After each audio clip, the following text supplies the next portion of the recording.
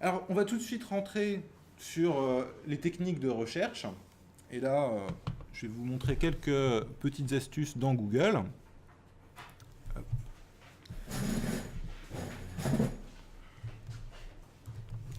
Donc, Google, en fait, ce qu'il faut bien comprendre, c'est que c'est une énorme machine, vraiment une énorme machine, qui indexe 1000 milliards de pages quotidiennement. Donc, c'est des chiffres qui sont au-delà, finalement, de l'entendement. Et ça implique un gros problème, c'est que quand on pose des questions trop généralistes, on se retrouve avec des réponses extrêmement généralistes. Alors que souvent, on a besoin de réponses beaucoup plus qualifiées. Donc, l'enjeu, c'est de se poser des questions avant de se lancer sur le moteur de recherche. Et typiquement, une question que vous devez vous poser, c'est où peut se situer une information qui m'intéresse? Parce que vous allez pouvoir focaliser la puissance de feu du moteur de recherche sur un seul site ou sur un seul domaine qui implique plusieurs sites web. Typiquement, là, on va faire une recherche sur tous les sites du gouvernement français. Donc c'est un opérateur extrêmement puissant qui s'appelle l'opérateur site. Donc site, deux points, et ensuite vous mettez gouv.fr, et à partir de là, vous allez pouvoir focaliser Google sur tous les sites du gouvernement. Il y a des gens déjà qui utilisaient l'opérateur site? Non, personne. Ben, vous allez voir, ça marche très très bien. Et là par exemple, je vais mettre filière équine, or, filière cheval. Donc là, vous voyez, j'ai mis des guillemets. Des guillemets parce que c'est bien cette expression exacte qui m'intéresse. Sauf que cette expression exacte, filière équine, eh bien, sur un certain nombre de pages web, elle a un synonyme, où c'est exactement la même chose, c'est filière cheval. On parle des deux. Et à partir de là, je vais lancer ma recherche. Et vous voyez, déjà, je passe à un volume de recherche qui est quand même accessible. Je vais vous montrer la même recherche, mais sans la syntaxe. On est sur des volumes qui sont beaucoup moins importants. On est uniquement sur des sites du gouvernement français. Et à partir de là, on va pouvoir vraiment faire finalement des recherches assez ciblées. Alors, vous voyez bien quand même que filière équine hors filière cheval, il n'y a pas de question là-dedans. Il faudrait poser une question, par exemple, réglementation sanitaire. Voilà. Et là, du coup, vous voyez, je passe de 12 000 réponses à 1200 réponses. Je suis toujours uniquement sur des sites du gouvernement. J'ai pas mal de PDF qui commencent à ressortir.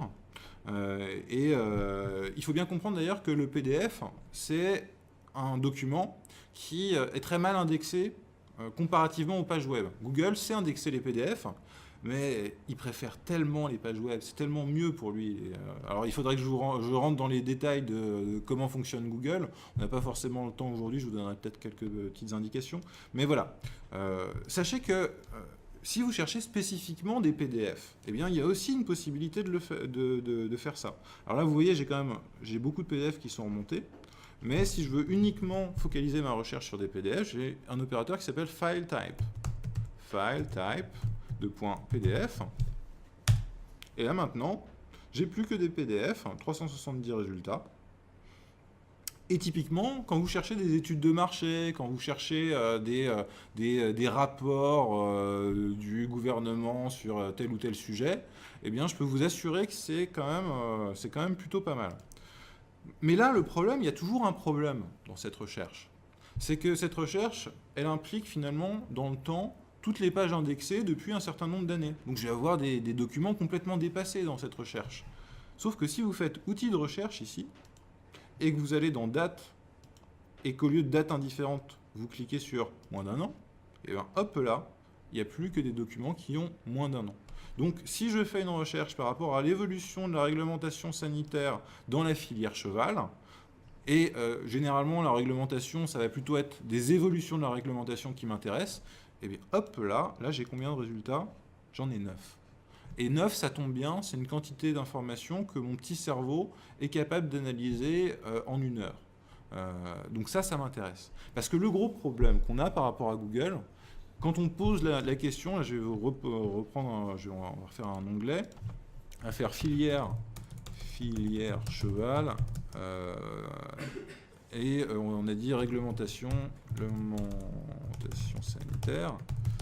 Voilà. Là, vous voyez, j'ai 146 000 résultats. On passe de 146 000 résultats à 9 résultats. Sachant que, est-ce que je suis toujours... non, et là, j'étais bien sur date indifférente. Donc, vous voyez, l'enjeu, il est là. Hein. Alors maintenant, on va aller voir un peu les documents pour voir si ces documents sont effectivement intéressants. Alors, filière équine, hors filière cheval. Ça, c'est une autre recherche que j'ai faite tout à l'heure. Tac, équine, réglementation sanitaire. Voilà. Alors, donc là, vous voyez, typiquement, j'ai règlement, j'ai sanitaire, j'ai filière équine, tout ça un peu séparé. Donc potentiellement, ça va pas être un document qui m'intéresse, qui est pertinent. Celui-là, par contre, a l'air mieux. Filière équine, réglementation sanitaire départementale. Hop là, je vais aller voir ça. Là, j'ai un document. Alors, première chose à faire quand on tombe sur un document, se poser les bonnes questions quand même. Première question, c'est qui est l'auteur de ce document? Est-ce que c'est un guignol ou est-ce que c'est quelqu'un un peu fiable? Parfois, on a des problématiques dans des problématiques de recherche, quand on travaille pour le renseignement, hein, typiquement, on peut avoir des sources un peu guignols. C'est-à-dire qu'on peut se dire, j'ai la fiabilité de la source et la qualité de l'information. Et du coup, ça va permettre de pondérer. Donc, vous voyez, vous pouvez vous donner des objectifs de ce type-là. Donc là, typiquement, qui produit la source? Déjà, c'est une source document République française. Dans la région Languedoc-Roussillon, donc on n'est pas dans le coin, mais potentiellement, ça va parler d'une réglementation similaire. Et de quoi ça parle? Non, ça n'a pas l'air génial, ça a l'air d'être un questionnaire.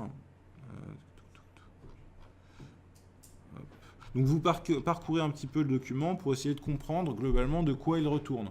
Il n'est pas question dans une première étape de comprendre exactement de quoi retourne l'intégralité du document. Là, il faut essayer de saisir quelques grandes lignes pour savoir si ça vaut le coup de lire ce document dans l'intégralité ou de poursuivre la recherche pour aller trouver des documents plus pertinents. Donc là, tac, veuillez remplir le formulaire de demande de subvention. Donc on est bien sur une demande de subvention.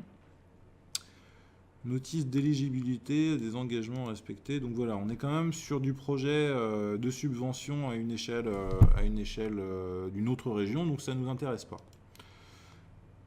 Alors, projet de stratégie bien-être animal, ministère de l'Agriculture. Hop là.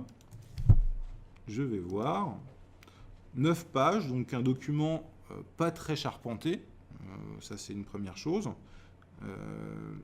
Qui l'a produit? Pour l'instant, on ne sait pas. Donc on peut aller voir à la fin. Ça peut être signé à la fin. Non.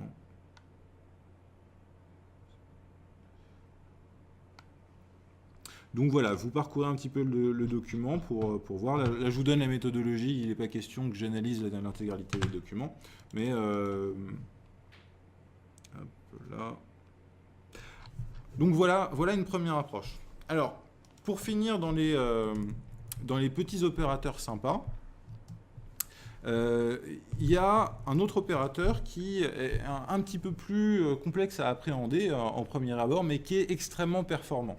Là, vous voyez, souvent, mon problème, c'est que j'avais filière équine à un endroit du document et que la dimension réglementation sanitaire peut être dans un endroit totalement différent du document et que finalement, le concept de réglementation sanitaire soit pas lié au concept de filière équine.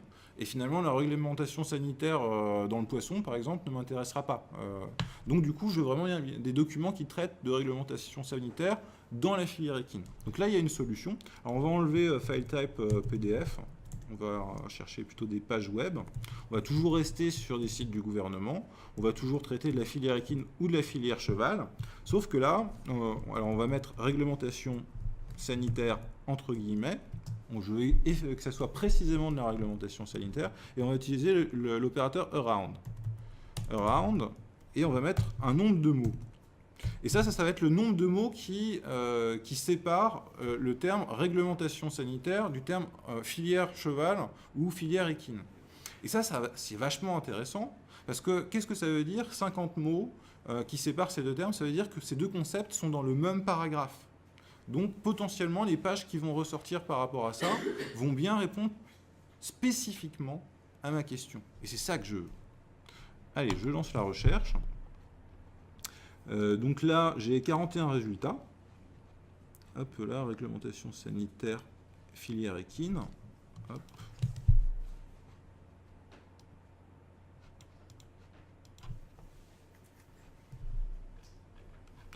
Et hop.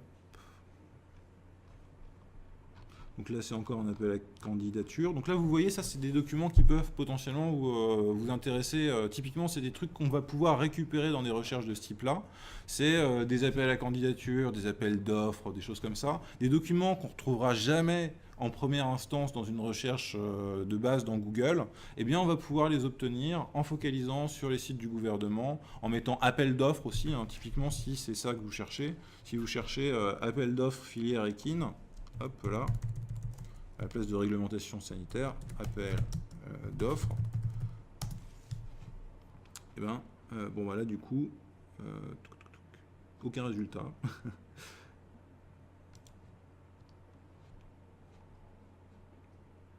Alors j'ai peut-être fait une... Ah oui, hop.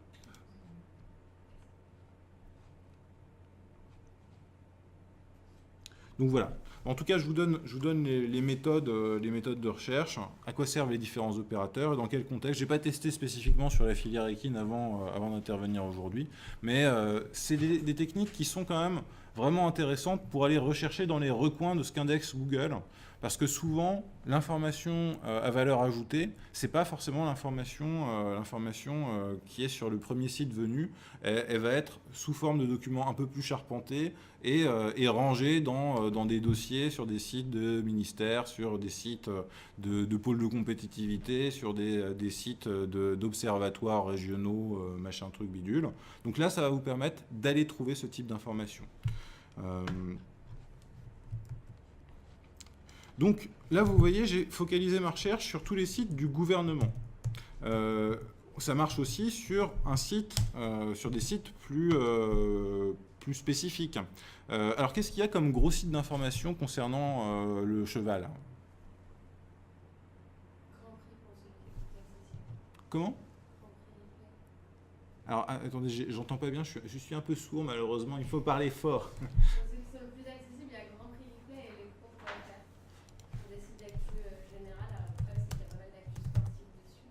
D'accord, Grand Prix Replay, ok.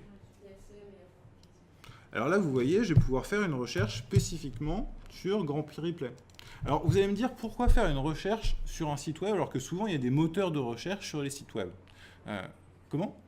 Voilà, parce que tout simplement, la pertinence, c'est en termes d'algorithmes. Encore une fois, je n'ai pas rentré dans les détails des algorithmes dès lors qu'on parle d'algorithmes de pertinence. C'est quelque chose de compliqué à mettre en œuvre.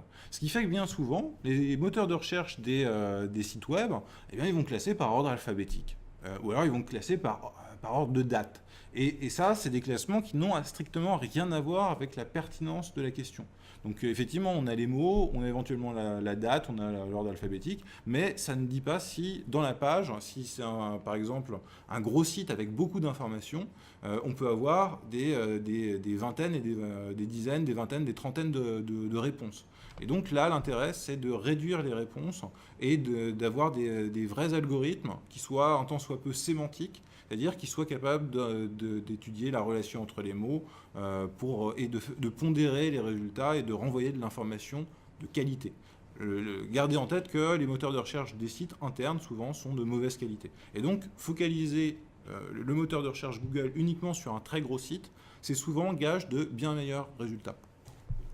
Donc, Grand Prix Replay. Donc là, vous voyez, je prends le nom de domaine, grandprixreplay.com. J'y ajoute l'opérateur site. Donc là, si je lance à ce niveau-là la requête, j'ai uniquement les pages qui sont indexées par Google sur Grand Prix Replay. Donc là, vous voyez, j'ai 85 000 résultats quand même qui sont indexés. Donc effectivement, il y a beaucoup d'informations. Donc maintenant, on va se poser la question sur ce site internet, qu'est-ce qui pourrait m'intéresser? Et toutes les techniques que je vous ai montrées, mettre des parenthèses, mettre des or entre les synonymes. Si vous voulez exclure un concept, vous mettez moins devant le mot. Là, par exemple, bon alors sur Grand Prix Replay, c'est pas un bon exemple, mais typiquement si je cherchais cheval moins fiscal, parce que le cheval fiscal, ça n'a strictement rien à voir avec ce qui vous intéresse, quoi. Donc typiquement, là, je vais exclure tous les sites des préfectures dédiés aux cartes grises en faisant ce type d'approche. Donc typiquement, il va falloir, pour progresser, apprendre à jongler avec ces opérateurs. S'il faut en retenir qu'un, retenez l'opérateur site, plus la technique de recherche dans le temps. Ça, c'est vraiment les techniques de base qui vont hausser qualitativement vos réponses, parce que c'est ça une recherche de veille, c'est rechercher sur une bonne source assez dense en informations par rapport à un temps un peu plus réduit. Et ça marche aussi d'ailleurs sur des recherches, sur des forums, sur des gros forums un peu denses. Ça marche très très bien. Donc voilà. Voilà sur là les différents opérateurs. Est-ce que ça vous paraît clair? Est-ce que vous avez des questions à ce niveau-là de la présentation? Est-ce qu'il y a une page Google qui explique justement les mots? Vous avez parlé de site, de file type. Alors, si je fais un file type HTML, CSS, ça marche? Qu'est-ce qui marche? Alors, les file type HTML, ça marche pas. Les file type CSS, ça marche pas non plus. Par contre, les file type XLS, ça marche. Les points doc, ça marche. Donc, si vous cherchez, par exemple, des documents Excel, là, typiquement, pour trouver des adresses mail de journalistes, et ben sachez que c'est assez facile. Il y a des tas d'associations qui référencent les journalistes en France, et on peut assez facilement retrouver, compiler son petit fichier de l'ensemble en matière de relations de presse de l'ensemble des journalistes français, quoi. En une demi-journée, je vous ponds un fichier de ce type-là, quoi. Donc c'est typiquement en utilisant l'opérateur file type et en allant chercher des adresses mail de journalistes. Donc c'est les questions qu'on va se poser. Donc XLS, .xls, .docx, mais effectivement ça n'indexe pas des fichiers plus techniques de type PHP, HTML, CSS, parce que Google indexe effectivement des fichiers HTML ou des fichiers CSS, mais pour le coup il n'y a pas de recherche là-dessus. Et les mails par exemple, c'est quoi le file type? C'est file type de .mail? Non, c'est plutôt, on va chercher là on va ruser, c'est-à-dire qu'on cherche des fichiers Excel qui combinent avec des fichiers d'email en fait, quoi. Généralement, en fait, c'est pas déclaré du tout à la CNIL. Alors, sachez quand même que dans ce qu'on a le droit de faire et ce qu'on n'a pas le droit de faire en termes d'envoyer des emails. Bien entendu, si vous envoyez des emails comme ça, des fichiers que vous avez compilés par-ci, par-là sur le net, c'est totalement interdit. Vous n'avez pas le droit de faire ça, ça s'appelle du spam. Par contre, ce que vous avez le droit de faire, c'est d'envoyer des fichiers qui soient adressés, des mails qui soient adressés, y compris si, dès lors que vous êtes dans du B2B, on a le droit d'envoyer des emails B2B, cher monsieur machin, voici notre proposition commerciale. Par contre, il faut qu'il y ait le monsieur machin, il faut que ça soit un mail adressé. Sachez quand même aussi qu'on peut faire ça automatiquement, il y a des solutions d'emailing qui permettent de le faire. Mais c'est vrai que, et bien entendu, ne le faites pas des tas de fois. C'est-à-dire que si vous envoyez 50 mails à quelqu'un dont vous avez trouvé le mail sur Internet, c'est pas de toute façon le meilleur moyen d'initier une bonne relation commerciale. Faut être assez clair. Donc ça marche, il faut le faire de temps en temps éventuellement sur du document qualitatif. Mais voilà, c'est une solution. Donc c'est une... Et alors, bon, c'est pas l'objet d'aujourd'hui de parler de l'emailing. Éventuellement, vous pourrez nous solliciter sur ces sujets-là. Ça sera avec plaisir. Donc là, dans le PowerPoint, je vous ai mis les différentes requêtes de manière à ce que vous puissiez les retrouver, sachant que vous aurez aussi accès à la vidéo, mais parfois, pour aller plus vite, quand on a juste la requête, ça marche bien. Alors, pour répondre aussi à votre question, monsieur, qui était où est-ce qu'on peut retrouver toutes ces requêtes? Sachez que Google met à disposition un truc qui s'appelle la recherche avancée. Recherche avancée. Donc, il faut taper recherche avancée, aller sur la réponse que Google propose. Et en fait, vous pouvez retrouver une partie de ces opérateurs à travers les différents champs qui sont là. Typiquement, vous voyez, site ou domaine, c'est l'équivalent de l'opérateur site. Tous les mots suivants, c'est l'opérateur de base. c'est-à-dire des mots sans syntaxe. Ce mot ou cette expression exacte, c'est les guillemets. L'un de ces mots, c'est l'opérateur OR. Donc on va pouvoir retrouver comme ça, par filière. Alors le problème, vous allez voir, c'est si je ne vais pas pouvoir utiliser des combinaisons d'opérateurs dans les recherches avancées. Si je fais filière équine, filière cheval ici, et que je mets des guillemets, parce que c'est des expressions, vous voyez, ah bah si, il me le sort. Eh ben c'est bien. J'avais peur qu'il me garde pas mes guillemets. Ok. Donc voilà, si vous avez un trou de mémoire, vous pouvez toujours retrouver un certain nombre d'opérateurs par là. Mais ce que je vous conseille, c'est d'apprivoiser les opérateurs un par un. Honnêtement, l'opérateur cite, une fois qu'on a bien compris, on peut l'utiliser assez facilement. Les guillemets aussi, ça marche vraiment très très bien. C'est important d'utiliser les guillemets quand vous cherchez des combinaisons de mots. Parce que sinon, vous vous retrouvez avec des réponses qui ne traitent pas vraiment de votre question. D'autres questions ? La recherche dans le temps, on peut choisir le nombre de jours, par exemple. Ouais, je vais vous remontrer. Là, si je reviens dans une recherche, je vais dans outils de recherche, donc. Je vais dans les dates, et là, vous voyez, j'ai plusieurs solutions. Moins d'une heure, moins de 24 heures, moins d'une semaine, moins d'un mois, moins d'un an, et période personnalisée. Si je cherche des documents qui ont 3 ans, par exemple, eh bien, je vais mettre 2013, ici. Et là, du coup, ça commence au 1er janvier 2013 jusqu'à aujourd'hui. Donc, on peut effectivement régler le curseur très précisément des résultats qui ressortent. D'autres questions sur la recherche ? Pas d'autres questions ? Et bien dans ces cas-là, je vais passer à la suite. Mais voilà, c'est vraiment, ça c'est la base du métier de veilleur, c'est de bien comprendre comment fonctionnent les outils de recherche. Donc là, je vous ai montré un outil de recherche. Il se trouve que si vous faites de la recherche scientifique, il y a des moteurs de recherche qui sont différents de Google. Typiquement, ou plus exactement, Google propose des déclinaisons de ces moteurs de recherche. Google Scholar, par exemple, va uniquement indexer des articles scientifiques. Là, c'est d'autres méthodologies de recherche. Il y a des personnes qui font la recherche scientifique dans la salle ? D'accord ? Donc dans ces cas-là, ce qu'il faut garder en tête aussi dans les résultats qui ressortent dans Google Scholar, c'est que, alors déjà, là, on passe essentiellement sur des articles publiés en anglais. L'immense majorité de la recherche aujourd'hui dans le monde est publiée en anglais. Donc ça, c'est la première chose. Et bien souvent, les articles qui ressortent renvoient à des pages qui sont sur des articles payants. Si on a juste accès à l'abstract, donc au résumé, et si on veut lire la totalité de l'article, il faut payer. Alors, petite astuce par rapport à ça, c'est que généralement, quand un chercheur est publié, il est super content, surtout qu'il fait partie de la recherche publique. Et donc, une des techniques, ça consiste à aller sur le site de son université et d'aller chercher, en utilisant l'opérateur file type PDF plus le nom du type par rapport à l'université. Et généralement, on se retrouve à récupérer d'une part son article, et potentiellement des lots de données aussi, si ça vous amuse. Donc des trucs qui sont assez extraordinaires, parce que le monde de la recherche est un monde ouvert, sauf que le monde de la recherche publiée est un monde fermé. C'est assez paradoxal, mais il faut bien comprendre qu'on trouve comme ça des choses compartimentées sur Internet.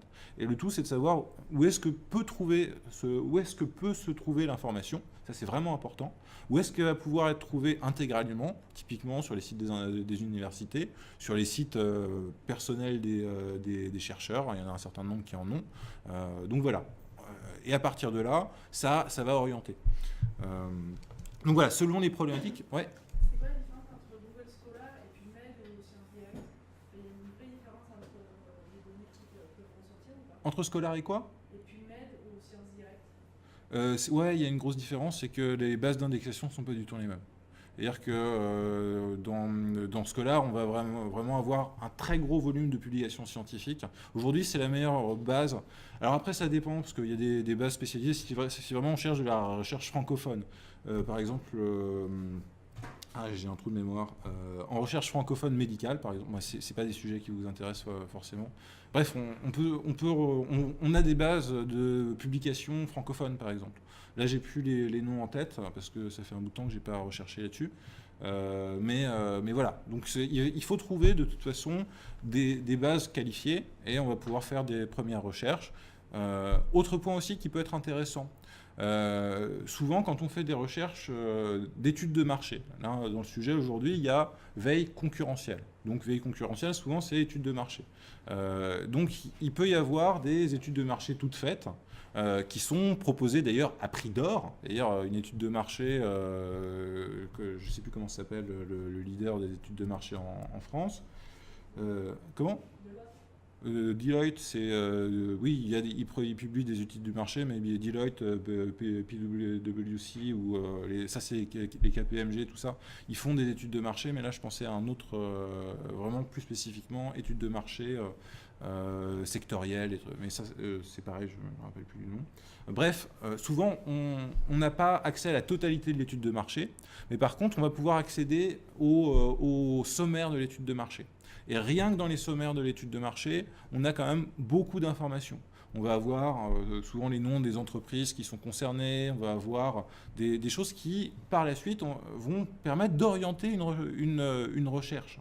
Donc, et parfois même, si on creuse, on va trouver sur le site d'une chambre de commerce on va trouver, ou sur un site du gouvernement, typiquement, un site du gouvernement aura acheté l'étude de marché en question et l'aura diffusée sans d'ailleurs avoir conscience qu'ils diffusent une information dont ils n'ont pas forcément le droit de la diffuser, mais on va pouvoir comme ça trouver des données en utilisant notamment l'opérateur FileType, bien focalisé sur des zones où peuvent se trouver potentiellement ce document.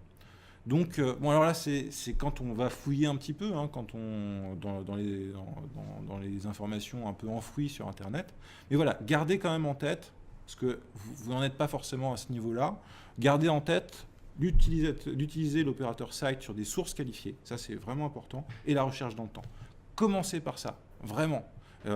Et petit à petit, essayez d'intégrer d'autres opérateurs, essayez de voir, et c'est progressivement que vous allez comme ça acquérir la compétence. Donc voilà, d'autres questions sur la recherche, hein? Moi j'ai une question pour du coup les études de marché, c'est site ou il y a quelque chose de plus spécifique? Et site est du coup la fin de l'adresse du site ou il y a vraiment quelque chose Donc, en fait, site, ça va nous permettre d'aller chercher sur des sites bien définis. Donc, site plus le site où potentiellement je pourrais trouver l'étude de marché. C'est ça. Donc, il faut déjà trouver un site qui indexe des études de marché par rapport à mon secteur d'activité. Deuxième chose, après, c'est mettre des mots-clés. Typiquement, études de marché, entre guillemets, plus et filières cheval, ou après les mots-clés qui vont potentiellement être traités dans l'étude de marché qui vous intéresse. Donc ensuite, on va aller voir les résultats, on va se dire, tiens, sur ce site-là, j'ai des résultats, c'est un gros site, et je vais concentrer la puissance de feu spécifiquement sur ce site-là, et c'est pas à pas, quoi. On va progresser comme ça par cercle concentrique. D'autres questions? Non?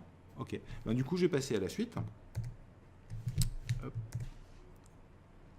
Alors, voilà. Donc, les requêtes, vous allez les retrouver ici. Alors, une autre requête dont je ne vous avais pas parlé, c'est la requête 10.100. C'est pas 10.100, c'est deux points à la suite. Ça permet de rechercher des plages de chiffres. Donc c'est pas extrêmement utile, sauf si on fait des recherches notamment sur les levées de fonds, où là ça peut être assez utile et puis après, en tout cas moi c'est le seul usage vraiment que j'ai trouvé par rapport à ça. Donc pour récapituler, posez-vous les questions suivantes. De quelle information j'ai besoin? Qui peut l'avoir publiée? Quels sont les bons mots-clés? Parce que vous voyez bien qu'on peut retrouver des informations de qualité, mais pour ça, il va falloir vraiment exclure finalement tous les sites de qualité moyenne et aller focaliser un peu plus spécifiquement, quoi. Donc, bien souvent, on va utiliser des mots qui sont les mots de l'expertise, qui sont les mots du métier. Et là, on va filtrer par rapport à ces mots-là. Donc où est-ce que ça peut se trouver? Quels sont les experts du sujet, si on en connaît? C'est toujours bien aussi de faire des recherches par rapport à des noms. Typiquement, on sait que sur tel sujet, il y a une dizaine d'experts dans la filière. Eh bien, on va suivre leurs publications et on va éventuellement mettre leur nom dans les mots-clés, ce qui va permettre de faire ressortir des publications où ces personnes sont citées. Donc ça, c'est des choses qui sont de base, quoi. Mais qui sont de base, mais souvent assez contre-intuitives. Parce que finalement, je ne suis pas sûr qu'aujourd'hui, quand vous faites une recherche concurrentielle, vous ayez tous ces réflexes de questions en amont. Et bien souvent, les gens se jettent sur leur clavier, tapent les premiers mots-clés qui leur viennent à l'esprit et passent un temps infini à trier des réponses pourries. Donc là, l'idée, c'est de se poser quelques questions en amont, de manière à gagner du temps et de manière à aller fouiller dans des gisements d'informations un peu plus qualitatifs. Alors maintenant, on va se poser la question de la base de connaissances, parce que c'est super de trouver des pépites d'informations, mais à un moment donné, il faut la classer, cette information, si on veut la conserver. Donc là, je vous conseille d'utiliser Evernote pour commencer. Evernote, c'est un gros avantage, c'est que c'est simple à utiliser, qu'il n'y a vraiment pas besoin d'être informaticien pour pouvoir utiliser ça, que c'est gratuit, les comptes gratuits vous permettent largement de stocker de l'information et de structurer une veille de qualité. Et c'est une boîte suffisamment grosse pour que le service ne disparaisse pas demain. Ça, c'est une vraie problématique. C'est une boîte américaine, par contre. Donc, si vous stockez des informations d'intérêt national, c'est clairement pas le meilleur endroit pour pouvoir les stocker. Mais si vous stockez des informations qui ne sont pas d'intérêt national, dans ces cas-là, le gouvernement américain n'en a rien à faire. Et voilà, il faut aussi raison garder, c'est-à-dire qu'effectivement, le gouvernement américain a le droit d'explorer les serveurs de toutes les boîtes américaines depuis le 11 septembre. Et ils ne s'en privent pas du tout, mais il faut quand même garder les pieds sur terre. Si vous êtes une entreprise qui n'est pas très très innovante, il se trouve que je travaille aussi avec des boîtes très innovantes. Et là, pour le coup, très clairement, dans l'aérospatial, quand on est sur des problématiques de brevets, quand on est sur des problématiques vraiment d'innovation, on ne va pas utiliser ces outils-là. Mais si on n'est pas sur des problématiques, ces problématiques très fines, il n'y a aucun problème, quoi. Pour une veille concurrentielle de la plupart des entreprises, ça suffit et ça permet, encore une fois, facilement de débuter, de mettre le pied à l'étrier, de stocker l'information et puis, tout bêtement, de préparer son week-end ou ses vacances. Ça a l'air bête comme ça, mais je vous recommande d'utiliser cette solution-là pour préparer votre week-end, votre prochain week-end familial ou en amoureux, parce que vous allez acquérir une compétence qui est, à travers ma recherche de chambres d'hôtel et d'activités,